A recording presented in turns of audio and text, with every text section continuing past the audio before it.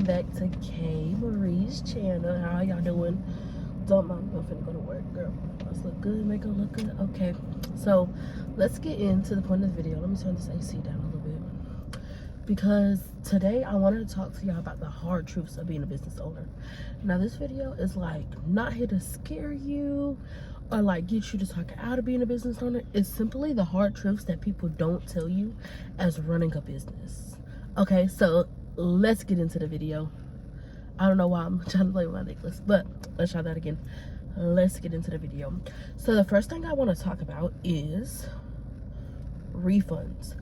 A lot of business owners either don't do refunds or they do refunds. But nobody tells you the deep side about doing refunds.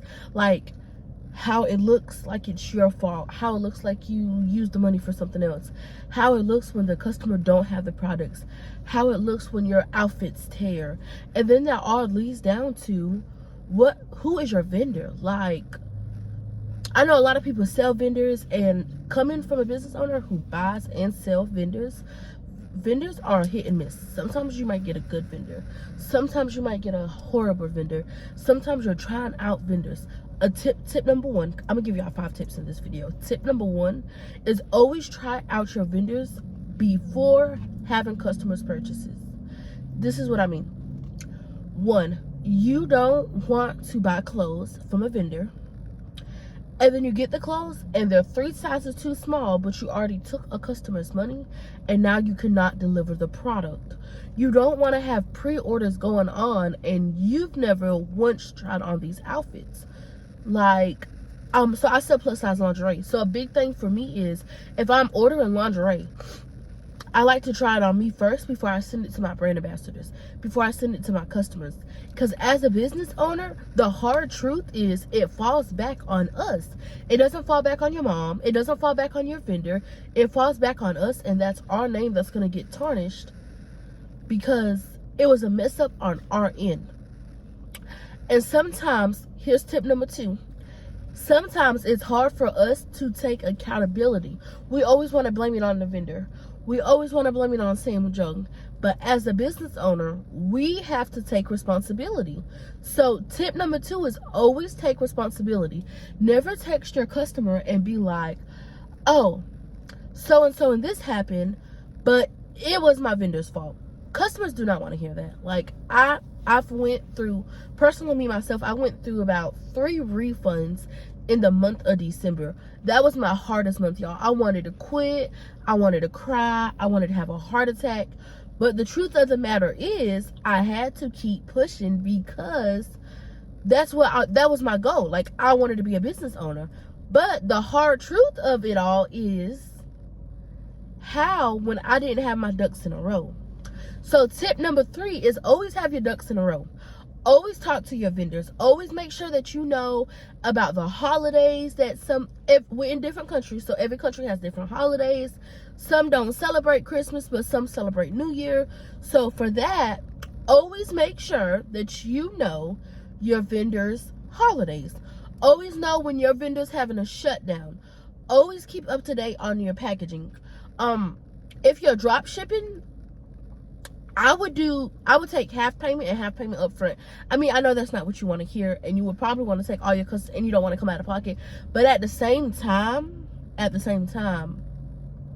we don't need to be pulling so much away from our customers that we can't refund.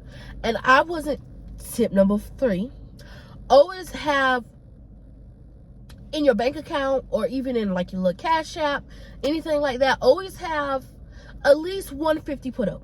Because you never know what's going to happen. So always at least have $150 put up. I'm going to move it over here because I see customers going out. Anyways, always have at least $150, $200 put up. So that way, if you do have to refund, your customers are not waiting weeks. Because again, that's what happened to me. Like, these are all tips that like happened to me. Okay, tip number 4. When somebody is going to bash your business or bash your name, it's going to happen. Like, Facebook is horrible. It's horrible to do business on, and I know that sounds so crazy, but at the same time, that is where somebody's going to drag your name in the mud. That is where when somebody posts something, everybody sees it. It leaves it up for everybody. And everybody has a dang opinion. Like, tip number 4, everybody has an opinion. All opinions are not going to match. All business owners are not going to match. But again, everybody has an opinion, so everybody's going to state their opinion on a subject. Even though it don't have nothing to do with them, you can preach that all day, but they still have an opinion on the matter. Like, so take that in accountability when you're going to go reply, when you're going to go hash out to your customer who really looks like the bad person. Don't settle for less, and don't argue with customers. Because first of all, I'm big. I think I'm gonna give you about 8 tips. Tip number 6. Oh, not tip number 6. Tip number 5, I believe. I'm big on customers are not always right, okay? Because customers are not always right. Like, simple fact, we are all human beings. Like, this ain't Subway, get it your way. This is whatever business you run. But in the same sense of everything, everybody feels like they have to be right. Everybody feels like somebody owes them this, somebody owes them that. No, customers are sometimes not always right. And some business owners lives up to that standard. I'm one of those that don't feel like customers are always right, because you can't here's some examples. Like, I'm gonna give y'all some examples. Example number 1. You can't tell me that if your policy says 1 to 3 days shipping, and it's the second day and your customer's blowing you up, that your customer's right. Of course, you can try to, like, smooth the situation over, but that is wrong, because that's what is in your policy. That's what was said. Tip number 6, always have a policy. I don't care if you're John Damon. I don't care if it's Jesus. Always have a policy that you're giving out to people, because what that policy is going to do is it's going to instate that if you ever do get published all over the internet, you had a policy. You had a policy that stated you was not doing refunds. You had a policy that stated these shoes were going to take 5 weeks to ship. You had your policy in place. Tip number 7, always have screenshots. It don't matter who you are. It don't matter who you are talking to. Always have the screenshots, because, girl, it's facts. When I'm reading something, or like when something's going on, what do you want to see? You want to see the facts. Like, girl, I'm not trying to hear this back and forth between y'all. Where's the facts? And that is what, as business owners, we need, is those hard, credential facts. Tip number 8, there's a lot of banks and stuff that will take the customer's money back out of your pocket. If they say that they never got the merchandise. Like PayPal, they've been like hashed out all over the internet because customers would say that they never got their products. I mean, of course you can dispute it and you can fight it, but dang, like, you're really starting to think like this business is really hard. And it really is. Like, it's not for the weak. It's not for somebody who's gonna sit here, scream, yell, and do all that with the customers, because you don't get nowhere. I've tried it. And like, I feel like I've grown so much in the year of 2022 that in 2023, like, I know exactly how I want to run my business. Like, I know in 2023, I would never face the problems that I faced in 2022. And I hate that nobody came. Like, of course, I have friends who run businesses, and, they told me along the way. But it was not a hard credential video where I could understand the facts.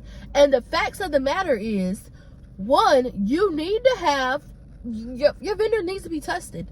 Your clothes needs to be tested. Whatever you sell needs to be tested. It needs to be tested by you. If the quality matches you, then who cares what everybody says?